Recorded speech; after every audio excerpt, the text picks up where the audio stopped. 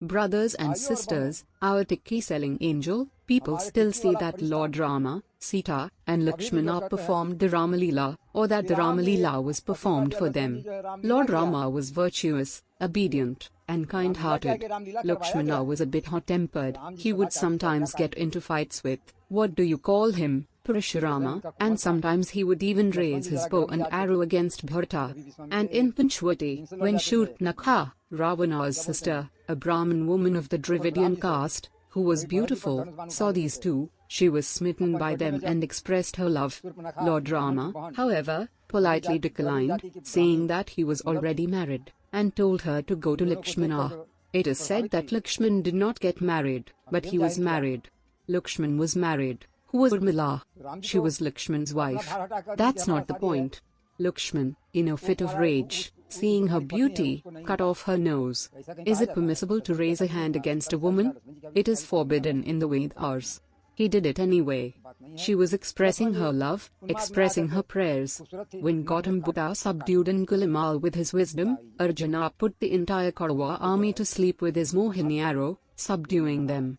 So, Lakshman had no other option but to cut off Shurpanakha's nose to make her understand. What kind of madness was this? What was the consequence? Ravana was saddened, thinking that violating a woman's dignity in this way is not right. A woman is the embodiment of Adi Shakti, she is worshipped. Then he created various schemes, took Sita with him, and kept her in Ashoka Vatika, which we have already described. Sita was also saddened that Shurpanakha's nose was cut off. She was angry with Lakshman. When the deer was killed, Maricha called out, Lakshman, Lakshman. Sita said, go and save Rama. But Lakshman didn't go, so she used abusive words against him. That's when Lakshman drew the Lakshman Rekha. This means that Sita was unhappy with Lakshman. So, the point is, after the conquest of Lanka, how did the so-called divine being, referring to Rama, become suspicious that Sita was impure? Why was she subjected to the fire ordeal? He knew, didn't he? It seems like everyone thought that Ravana and Sita were in collusion. Maybe something happened, so he ordered the fire ordeal. When she emerged completely pure from the fire ordeal, she returned to Ayodhya, and life was going on peacefully. Then, based on the words of a washerman, whose wife had run away and then returned, Rama said, no, I'm not like that, I won't keep her. A case came before Rama. Rama was a king, wasn't he? He was just, wasn't he? To deliver justice to the washerman, he abandoned Sita, who was pregnant, in a desolate forest, to be eaten by lions and tigers. What a terrible blow it must have been for Sita. How heartbroken she must have been, crying inwardly, feeling so much pain and hatred towards Rama, seeing him as a butcher. If she hadn't been pregnant, Sita would have ended her life right there. Because she was pregnant, she didn't end her life, she didn't commit suicide, and she took refuge in Valmiki's ashram.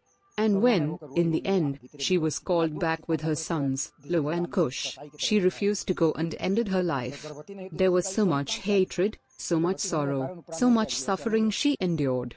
Just think how this so-called divine being, Rama, inflicted pain and suffering on a woman. Rama himself, saddened, took dual samadhi. What a burial!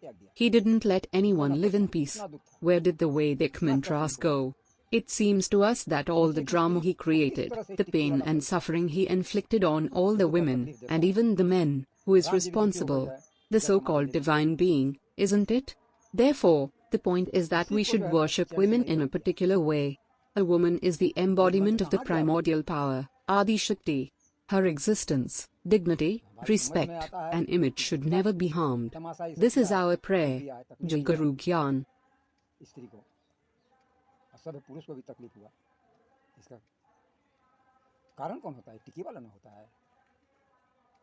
अतः कहने का तात्पर्य है कि स्त्री का किस तरह से पूजा करना चाहिए।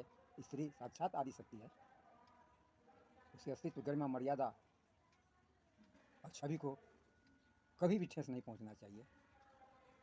यही हमारा प्रार्थना है। जय गुरु ज्ञान की।